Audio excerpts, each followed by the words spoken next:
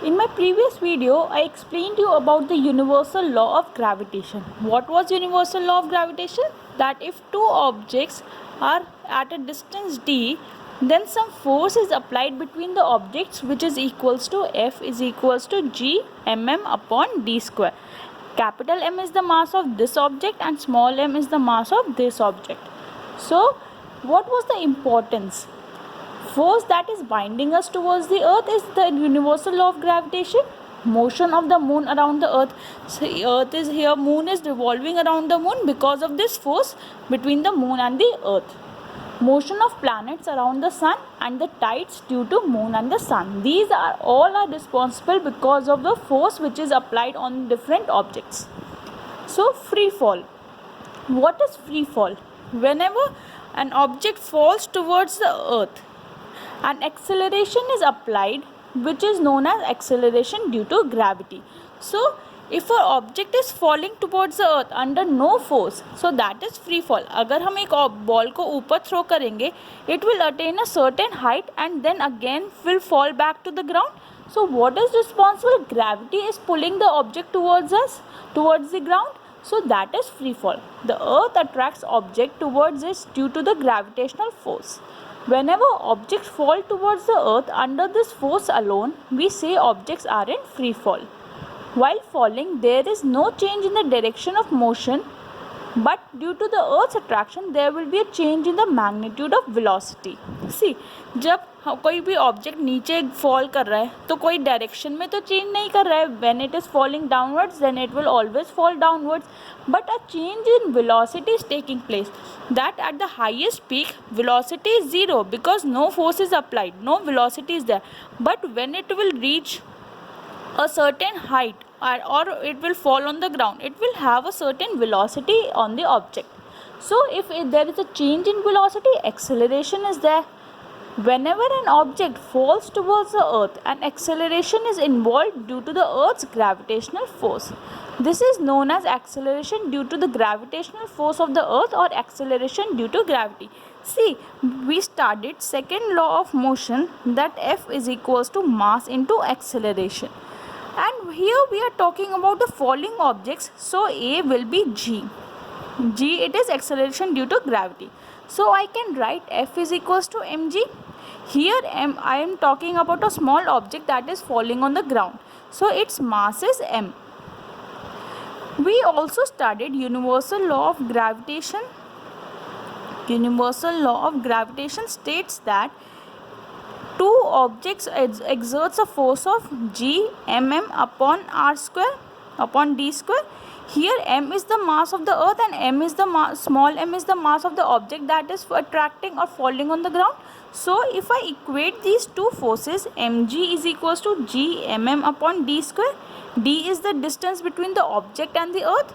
So mm gets cancelled. This will give me g, that is acceleration due to gravity, is equals to g, that is universal law of gravitation constant, into m. M is mass of the earth upon d square. D is the distance between the object and the earth.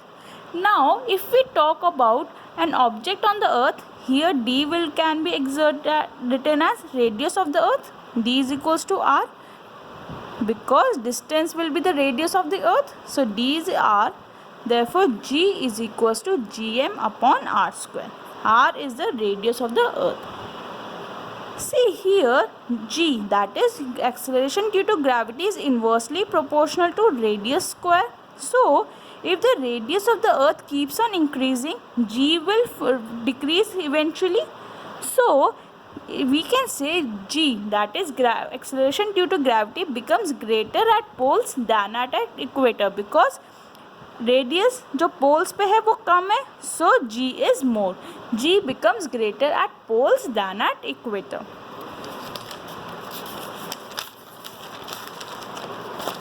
Now we will find the value of g. What is the value of g? See, we derived a formula gm is upon r square. R. Here g is the universality constant. So g value is 6.7 into 10 to the power minus 11 into m. What is mass of the earth? 6 into 10 to the power 24 kgs upon r is radius of the earth, which is 6.4 into 10 to the power 6 whole square, because radius square is there. Now if you solve these values, it will come out to be 9.8 meter per second square. Value of g is acceleration, so the unit will be meter per second square. So whenever we will use the value of g in our numericals, we will take g is equals to 9.8 meter per second square, unless mentioned that we have to use g as 10. Now, motion of objects under the influence of gravitational force on the earth. An object accelerates during free fall. So if an object is falling down, it will have an acceleration in it.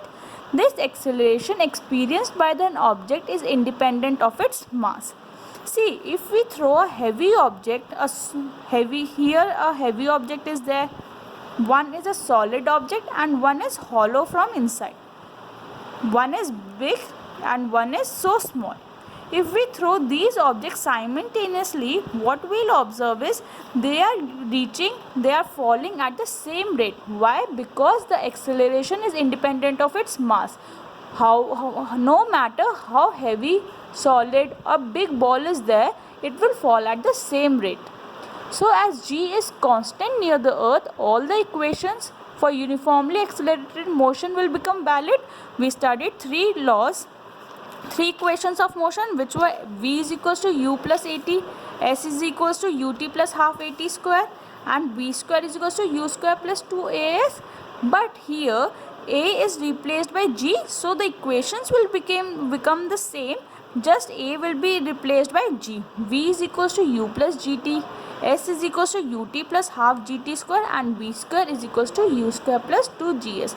All the laws will remain the same. See, when the acceleration is in the direction of velocity, we will consider it as positive, and when it is opposing the motion, it will be taken as negative. These values we know. These are some rules which we always used in our numericals. So, a first numerical, a car falls off a ledge and drops to the ground in 0.5 seconds. So, when car is falling from a ledge, initial velocity will be 0. Time is 0.5 second, and it is mentioned we have to take g as 10. First part, what is the speed on striking the ground? So, once striking the ground, they are asking for our final velocity. So we know v is equals to u plus gt. Substitute the values over here. G is 10 and time is 0.5. Replaced, this will come out to be 5 meter per second. Velocity, final velocity when the car is touching the ground is 5 meters per second. What is its average speed during 0.5 second? So when car started to fall and when it hit the ground, it is asking the average velocity. So average speed we know is u plus v upon 2. U is 0, v is 5. This will give me 2.5 meters per second. How high is the ledge from the ground? So if we have to find how high, that means we have to find the distance. So s is equals to ut plus half gt square.